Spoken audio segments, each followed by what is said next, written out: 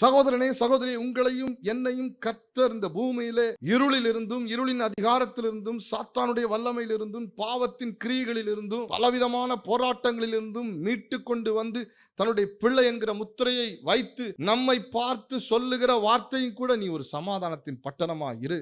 ஆனால் நம்முடைய வாழ்க்கையிலே அந்த சமாதானம் தங்கத்தக்கதாய், அந்த சமாதானம் செயல்படத்தக்கதாய், சமாதானத்தின் பிரசனத்திலே நாம் நிலைத்திருக்கத்தக்கதாய் இருப்பதற்கு முடியாமல் நாம் தவிக்கிறோம், கலங்குகிறோம், போராட்டங்களோடு வாழுகிறோம். சில நேரங்களில் நாம் சொல்லுகிறோம், ஏன் இந்த வாழ்க்கை, கசந்து போகிறோம்.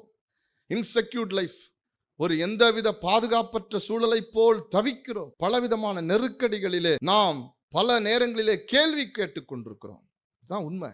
நம்முடைய வாழ்க்கையிலே கர்த்தர் நம்மை ரட்சித்து நம்மை சமாதானத்தின் பட்டணமாக பார்க்கிறார்.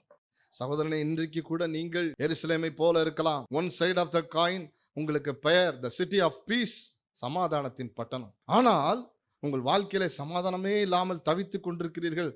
நம்பிக்கை இல்லாமல், வேதனையோடு, குழப்பங்களோடு அப்படியே நீங்கள் இருக்கும் பொழுது, ஆண்டவர் உங்களுக்கு முன்பாக வந்து பிரயாசப்பட்டு வந்து நின்று சொல்லுகிறார், நான் உயிர் தெழுந்த இயேசு சொல்லுகிறேன், உங்களுக்கு சமாதானம் உண்டாவதாக. ஆமென்.